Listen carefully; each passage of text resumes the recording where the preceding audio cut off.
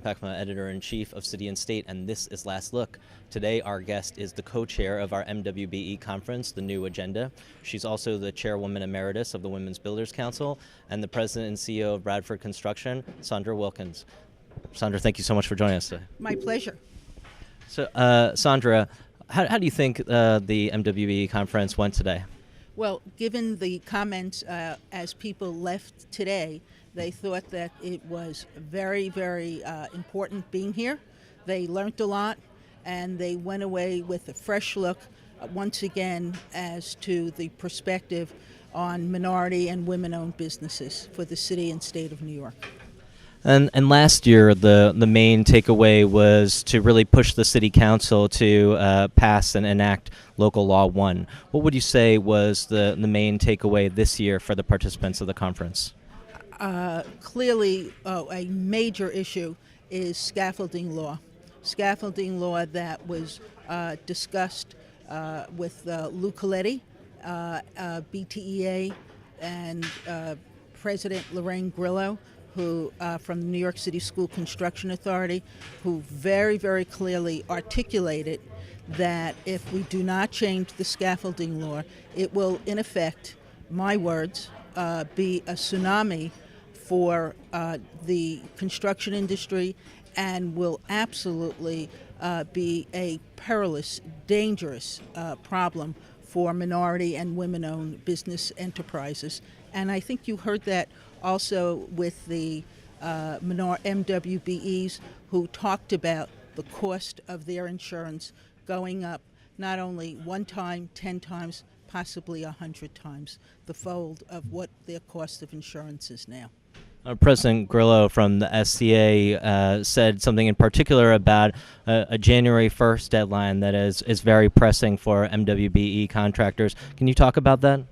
Yes, there is current legislation in Albany that needs to change in terms of the status of issues involving injuries to employees that are there.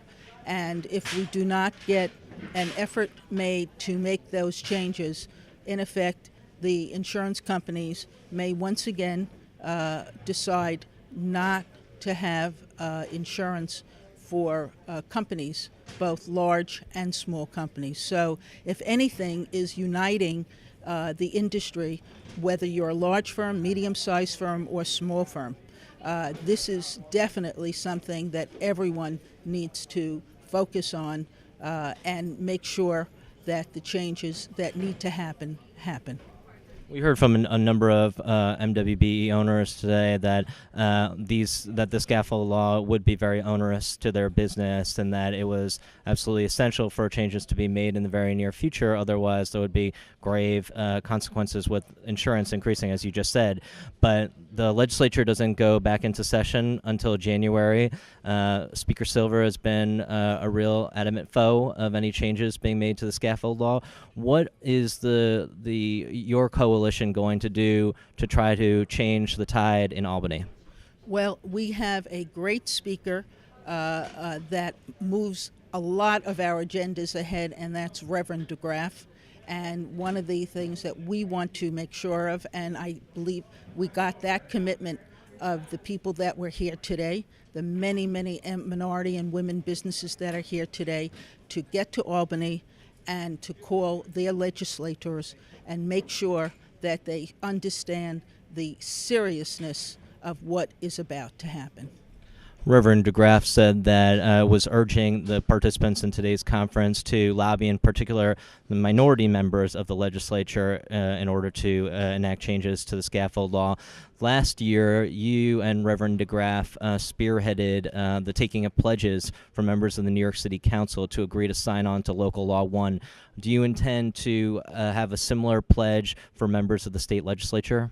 Definitely. We'll be in Albany next week for the largest minority and women-owned conference that the state has, and we'll be talking about, once again, that issue to make sure that the elected officials hear us and understand the importance of making this change. And Lou Coletti from the Building Trades Employers Association was saying that there would be a concentrated effort that would be both between his organization and Reverend DeGraff and yourself to try to pressure the legislature to make some changes. Can you give us a preview of some of the things that will be part of that initiative? Well, I think one is that we will be joining forces with Lou Coletti. There is a complete agenda out on the BTEA website that we can talk about in terms of making sure that this is known. They have discussed this with the second floor, the governor. They have discussed this with the Assembly and discussed it with also the Senate. Do you think that the governor is on board with changing the scaffold law? I think he's been very clear about that and wanting to have changes there, yes. Sandra Wilkin, thank you so much for joining us today. It is my pleasure.